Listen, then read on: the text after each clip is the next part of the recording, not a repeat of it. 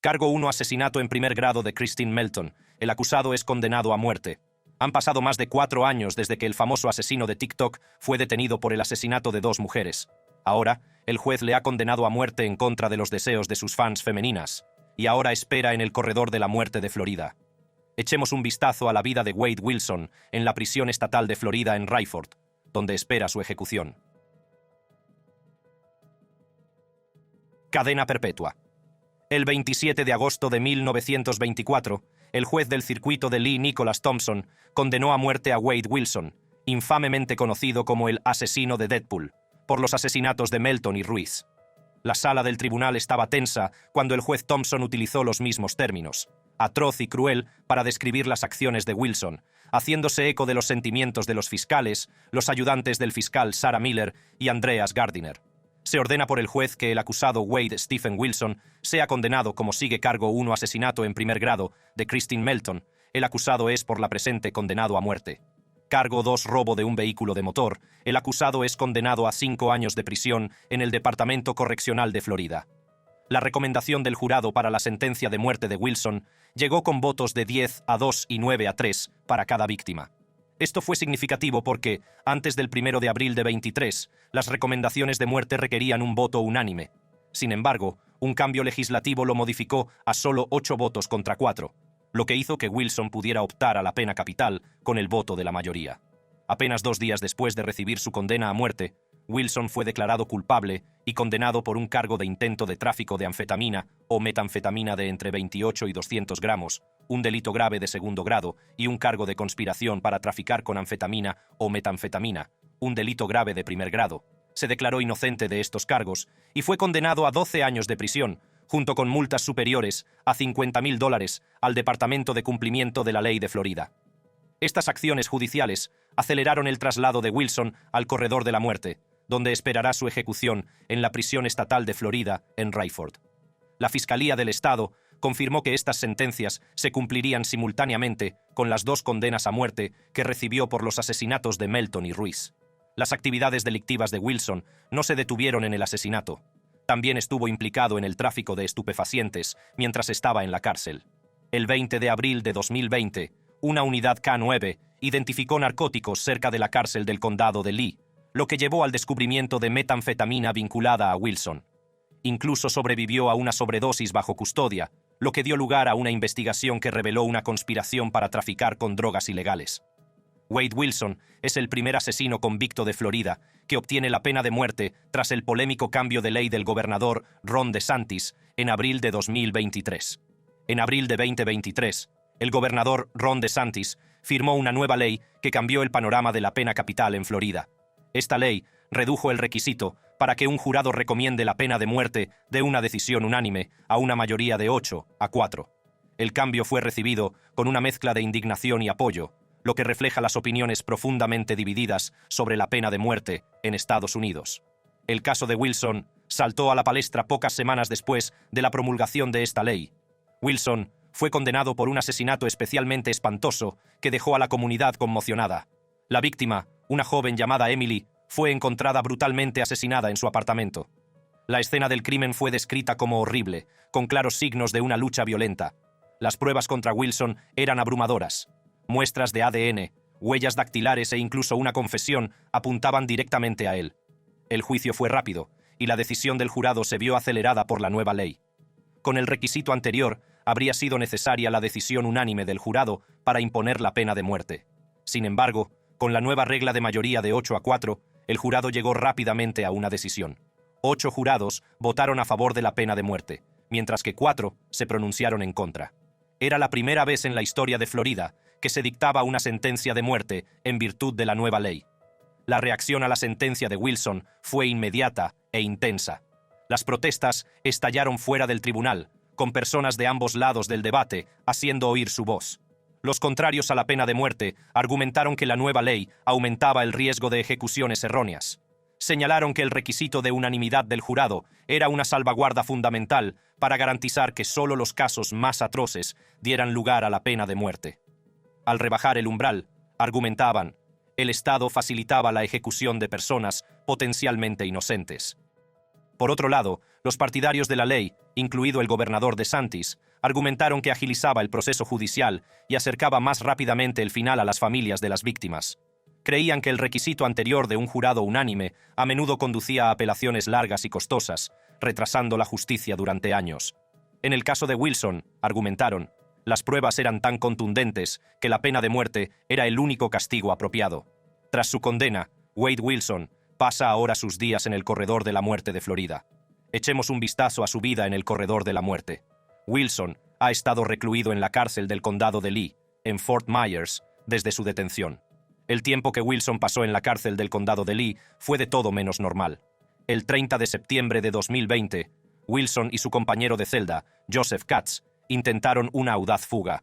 Los funcionarios descubrieron que habían arrancado el marco metálico de su ventana y que había varias grietas en el grueso cristal de seguridad. También se había retirado un taburete metálico atornillado al suelo de hormigón. Los detectives determinaron que Wilson era el autor intelectual del intento de fuga y lo acusaron de intento de fuga y de delito de daños. Desde que se le impuso la pena de muerte, Wilson ha sido trasladado al centro penitenciario Union Correctional Institution de Rayford, Florida.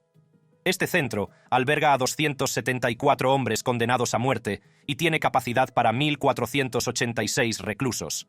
Las celdas son un marcado contraste con el mundo exterior, ya que miden solo 2 metros por 2 y tienen una altura de 2,5 metros. Los reclusos en espera de ejecución son trasladados a las celdas de vigilancia de la muerte, que son ligeramente más grandes, de 12 por 7 pies y una altura de 8,5 pies. A los condenados a muerte se les sirven 3 comidas al día, a las 5 de la mañana, de 10:30 a 11 de la mañana y de 4 a 4:30 de la tarde. Los reclusos comen de una bandeja que se les proporciona con un tenedor. Antes de la ejecución, los reclusos pueden solicitar una última comida con un presupuesto máximo de $40, y los alimentos deben comprarse en el lugar para evitar extravagancias. La rutina diaria de Wilson es monótona y está muy regulada. Los reclusos son contados al menos una vez por hora y son esposados siempre que están fuera de sus celdas, excepto durante el tiempo que pasan en la celda, el patio de ejercicios o la ducha. Permanecen en sus celdas, excepto para citas médicas, ejercicio, visitas sociales o legales y entrevistas con los medios de comunicación. Cuando se firma una orden de ejecución, el recluso pasa a la situación de vigilancia de la muerte y se le permite una llamada telefónica legal y social. Dentro de su celda, Wilson tiene privilegios limitados. Puede recibir correo todos los días, excepto festivos y fines de semana. Se le permiten aperitivos, una radio y un televisor de 13 pulgadas, pero no hay televisión por cable ni aire acondicionado. Los reclusos no pueden reunirse en las zonas comunes, pero pueden ver los servicios religiosos por circuito cerrado de televisión. Durante la vigilancia de la muerte, los reclusos pueden tener radios y televisores colocados fuera de los barrotes de sus celdas. Se les permite ducharse cada 2 días. Las batallas legales de Wilson distan mucho de haber terminado. El 16 de septiembre tiene una vista por otro caso de tráfico de drogas, lo que probablemente retrasará su traslado. Sus abogados también han recurrido su condena a muerte, lo que podría prolongar el calvario judicial otros 5 años o más. El abogado de Wilson, Lee Hollander, se ha pronunciado sobre la atención mediática que rodea a su cliente, calificándola de ridícula. A pesar de la notoriedad del caso, el momento exacto del traslado de Wilson a la institución correccional Union sigue siendo un secreto muy bien guardado por motivos de seguridad. En las semanas previas a la sentencia de Wilson, el frenesí mediático que rodeó el caso atrajo la atención de muchas mujeres hacia Wilson. A pesar de sus brutales crímenes, Wilson se ha convertido en el improbable destinatario de un abrumador número de cartas de amor de mujeres de todo el país. Desde su encarcelamiento, Wilson ha recibido casi 4.000 mensajes, muchos de los cuales son súplicas para que le perdonen la vida.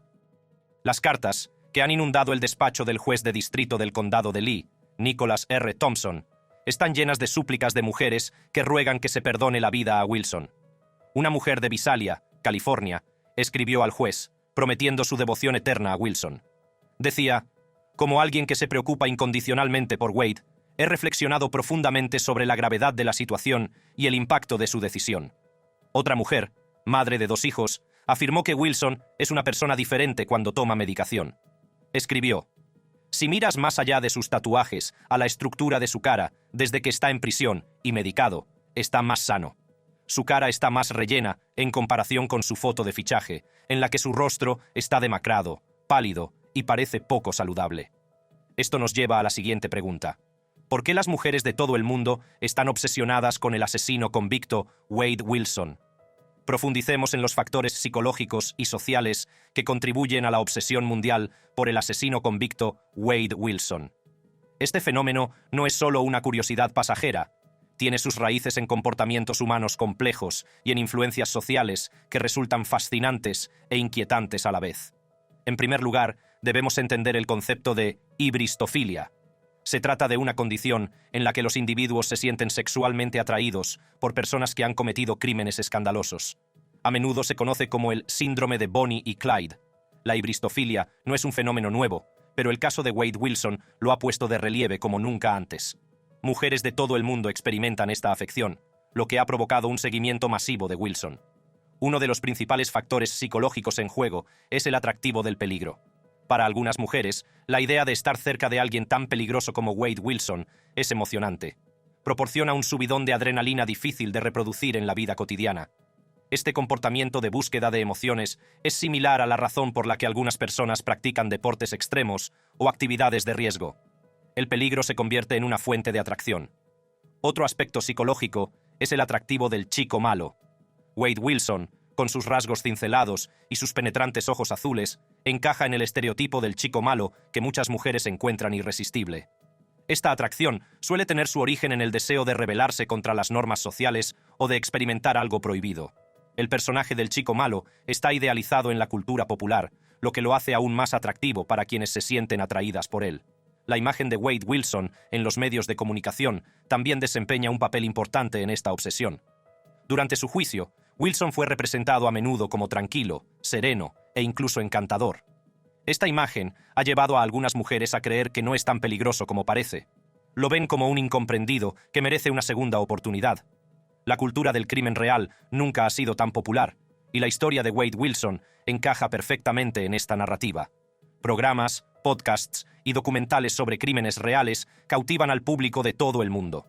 Para algunas mujeres, ser fan de Wilson es una extensión de su interés por el crimen real. Es una forma de sentirse conectadas a las historias que consumen y de formar parte de una comunidad que comparte su fascinación. Las redes sociales han amplificado esta obsesión hasta niveles sin precedentes. Plataformas como Instagram, Twitter y TikTok están inundadas de páginas de fans dedicadas a Wade Wilson. Estas páginas comparten fotos, bocetos de la corte e incluso fragmentos de sus cartas desde la cárcel. El hashtag número WADEWILSONFANCLV tiene millones de publicaciones, creando un frenesí digital. Las redes sociales permiten a estas mujeres conectarse entre sí, compartir sus pensamientos y reforzar sus creencias, creando una cámara de eco que magnifica su obsesión. Hay informes de mujeres que dejan sus trabajos, abandonan a sus familias y se trasladan al otro lado del país para estar más cerca de la prisión donde está recluido. Le envían regalos caros, pagan sus gastos legales e incluso le proponen matrimonio. Resulta casi ridículo saber que Wilson cuenta con el apoyo de cientos de mujeres después de haber asesinado a 2 mujeres solo porque le apetecía matarlas. Echemos un vistazo rápido al crimen que le dio a Wilson su maldita popularidad. El asesino de Deadpool. El 7 de octubre de 1919 comenzó una escalofriante ola de crímenes que dejaría a los residentes de Florida conmocionados y horrorizados. Wade Wilson, un hombre de 30 años, asesinó brutalmente a 2 mujeres, Christine Melton y Diane Ruiz, en un lapso de solo 2 días. Apodado el asesino de Deadpool, por compartir nombre con el personaje de Marvel, las acciones de Wilson fueron poco menos que monstruosas. Christine Melton, de 35 años, fue la primera víctima. Wilson la conoció en un bar y ambos acabaron yendo a su casa. Cuando se quedó dormida, Wilson la estranguló hasta matarla. Pero la brutalidad no terminó ahí. Las pruebas revelaron más tarde que Wilson había golpeado duramente a Melton con una barra de cortina antes de asfixiarla. Su maltrecho cuerpo fue descubierto en el interior de su apartamento, oculto entre un montón de ropa de cama y prendas de vestir. Tenía las muñecas atadas con una bufanda blanca y cerca se encontró una barra de cortina con una mancha roja. Las pruebas forenses confirmaron que el ADN de estos objetos coincidía con el de Melton y Wilson. Al día siguiente, Wilson volvió a atacar. Esta vez, su víctima fue Diane Ruiz, de 43 años. Wilson recogió a Ruiz después de preguntarle cómo llegar a un instituto local. Cuando intentó marcharse, la estranguló, la empujó fuera del vehículo y la atropelló repetidamente. El cuerpo de Ruiz fue encontrado más tarde en el bosque. Tenía la nariz y un dedo rotos, una laceración torácica y fracturas en 11 costillas, y el cuello, lesiones frecuentes en los casos de estrangulamiento. El médico forense declaró que las lesiones también eran compatibles con el atropello de un vehículo. Al parecer, Ruiz había intentado defenderse antes de ser asesinada. El padre de Wilson desempeñó un papel crucial en su detención. El mismo día en que las mujeres fueron asesinadas, Wilson llamó a su padre desde una casa en la que había entrado a robar, pidiéndole ayuda. Siguiendo la recomendación de su padre, Wilson se entregó a la policía días después de los asesinatos. En la cárcel, Wilson confesó los asesinatos de Melton y Ruiz. Dijo a la policía que había conocido a Melton en un bar, que había mantenido relaciones sexuales consentidas con ella en casa de un tío y que después había seguido haciéndolo en su casa antes de matarla. También confesó haber recogido a Ruiz, haberla estrangulado cuando intentó marcharse y haberla atropellado. Wilson admitió que en ese momento estaba enloquecido y drogado, declarando que cuando está bajo los efectos se convierte en el diablo. El juicio fue una experiencia angustiosa para las familias de las víctimas. En junio, un jurado declaró a Wilson culpable de los asesinatos y concluyó por mayoría de 2 votos que debía ser condenado a muerte. Durante el juicio, la acusación presentó pruebas abrumadoras contra Wilson. Las pruebas forenses del apartamento de Melton, incluido el ADN de la barra de la cortina y el pañuelo blanco, ofrecieron una imagen espantosa de la violencia que sufrió. El testimonio del forense sobre las lesiones de Ruiz puso aún más de relieve la brutalidad de las acciones de Wilson.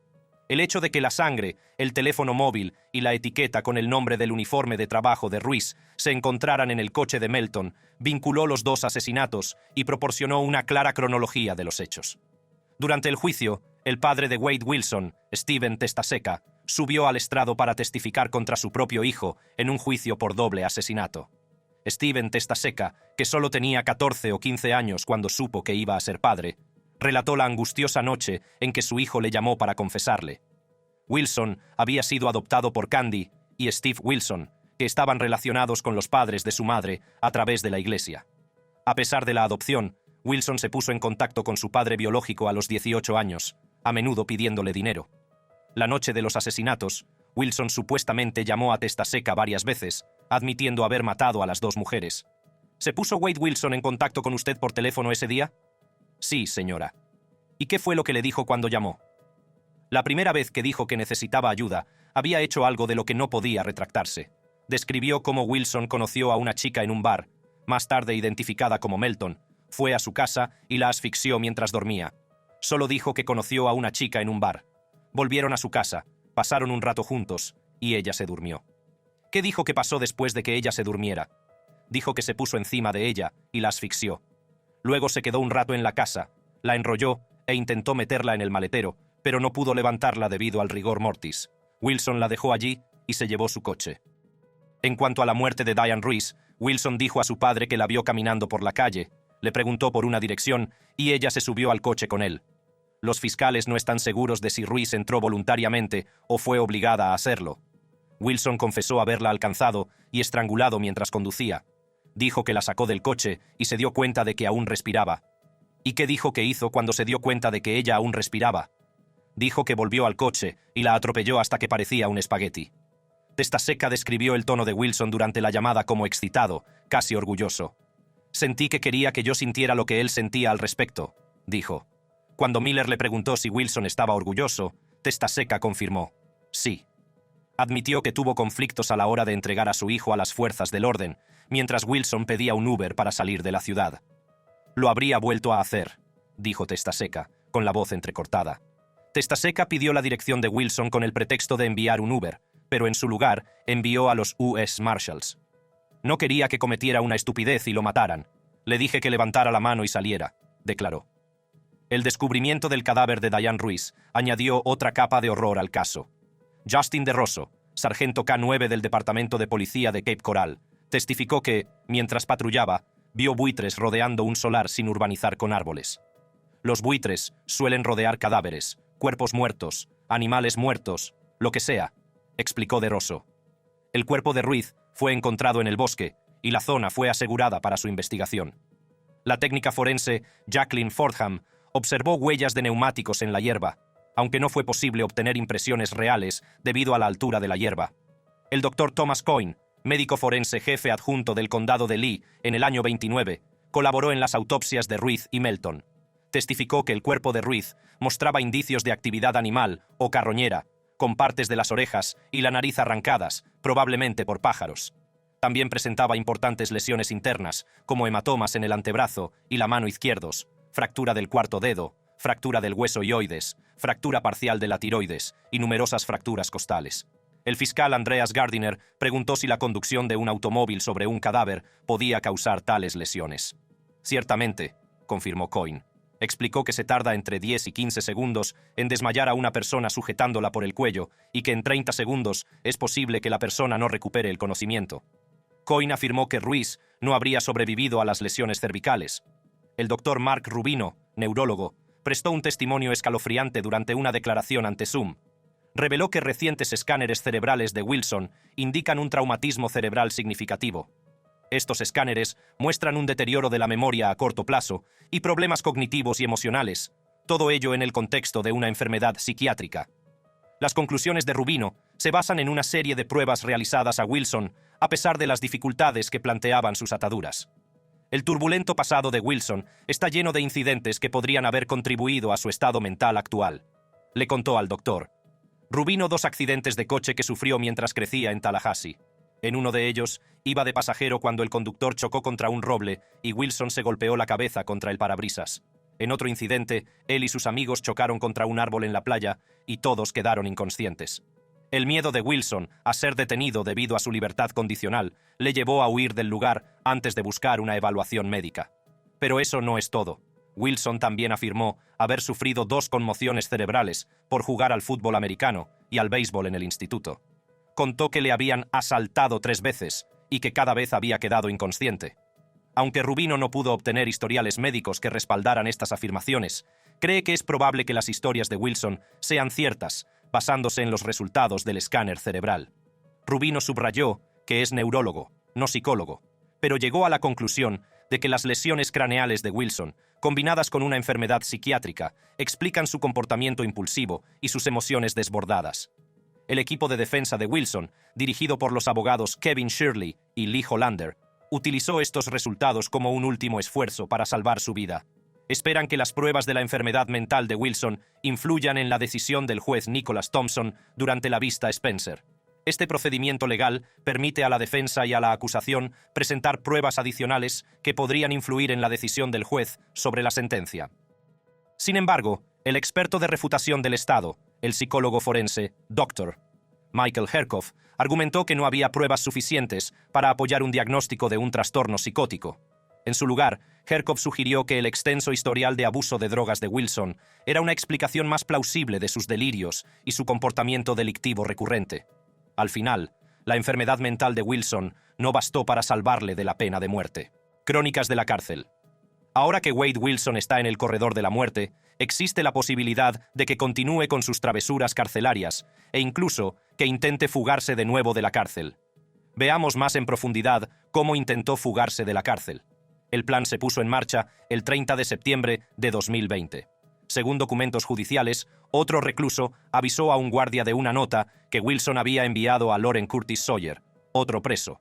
La nota era una escalofriante petición a Sawyer para que organizara un viaje fuera de aquí, especificando que la huida debía producirse hoy o mañana, sobre la 1 o las 2 de la madrugada. Esta nota fue la primera prueba que reveló la profundidad de la planificación de Wilson. Al parecer, Sawyer y Wilson estaban conectados a través de una banda de la prisión conocida como Los Sin Perdón, un grupo supremacista blanco. Esta conexión añadió otra capa de complejidad al plan de fuga. No se trataba solo de fugarse de la cárcel, sino de aprovechar los recursos y contactos de la banda para facilitar su huida. Cuando los funcionarios registraron la celda de 10x10 que compartían Wilson y Katz, se encontraron con una escena sacada directamente de una película. El marco metálico de la ventana había sido meticulosamente retirado y había varias grietas en el grueso cristal de seguridad. Estas grietas indicaban que Wilson y Katz llevaban tiempo trabajando en este plan, debilitando lenta y metódicamente el cristal para crear una vía de escape. Testigos de la cárcel declararon haber oído ruidos de golpes procedentes de una zona de celdas del piso superior durante varios días antes del descubrimiento. Estaba claro que Wilson y Katz llevaban tiempo trabajando en su plan de fuga, Pero eso no era todo. También se retiró un taburete de metal atornillado al suelo de cemento. Este taburete se utilizó probablemente como herramienta para ayudarles a escapar, posiblemente para romper el cristal o abrir otras partes de la celda. La retirada del taburete demostró hasta dónde estaban dispuestos a llegar Wilson y Katz para lograr su objetivo. Los detectives determinaron rápidamente que Wilson era el cerebro del plan de fuga. Su astucia e ingenio eran evidentes en todos los aspectos de la trama. Se le acusó de intento de fuga y delito de daños, que se sumaron a su ya extensa lista de cargos. Katz, como cómplice, se enfrentó a cargos similares. Las actividades delictivas de Wilson no terminaron con el fallido intento de fuga. El 20 de abril de 2003, una unidad K9 que realizaba controles fuera del centro de recepción de la cárcel del condado de Lee detectó 2 bolsas que dieron positivo en metanfetamina. Estas bolsas contenían cigarrillos sueltos, presuntos narcóticos, encendedores y pastillas. Según documentos judiciales, un confidente, un recluso con privilegios especiales, había entregado las drogas a otro confidente, que a su vez se las pasó a Wilson y a otro recluso. Los funcionarios revisaron las llamadas telefónicas grabadas de los reclusos y descubrieron que Wilson había estado en contacto con una persona llamada Bonnie Wiggins en relación con los narcóticos. Esto condujo a una investigación encubierta en la que la policía vigiló a Wiggins y a otros 3 sospechosos fuera de la cárcel. La investigación dio lugar a la detención de 6 personas, entre ellas Wilson, por cargos relacionados con drogas. Tanto Wilson como Katz están presuntamente relacionados con la banda carcelaria de supremacía blanca, conocida como Unforgiven. La banda Unforgiven, fundada en el sistema penitenciario de Florida en 1986, es la mayor banda carcelaria supremacista blanca del estado. Según la Liga Antidifamación, los miembros de los Sin Perdón utilizan el símbolo numérico 21-212, sustituyendo los números por letras. El número 21 representa la U, unidad, el 2 la B, hermandad, y el 12 la L, lealtad. Esta banda es conocida por sus actividades violentas y su estricto código de conducta, lo que hace aún más alarmante la relación de Wilson con ellos. Esta banda supremacista blanca tiene una reputación notoria dentro del sistema penitenciario de Florida. Son conocidos por sus tácticas violentas y sus creencias extremistas. El hecho de que Wilson y Katz estuvieran presuntamente relacionados con esta banda planteaba serias dudas sobre el alcance de su influencia y los peligros potenciales que representaban. Ahora que Wade Wilson está a la espera de ser ejecutado, la posibilidad de que no se meta en más líos es muy escasa. Y con el apoyo de sus fans y simpatizantes, quién sabe si su condena a muerte será recurrida. Haz clic en una de las tarjetas de nuestra pantalla para ver más vídeos como este.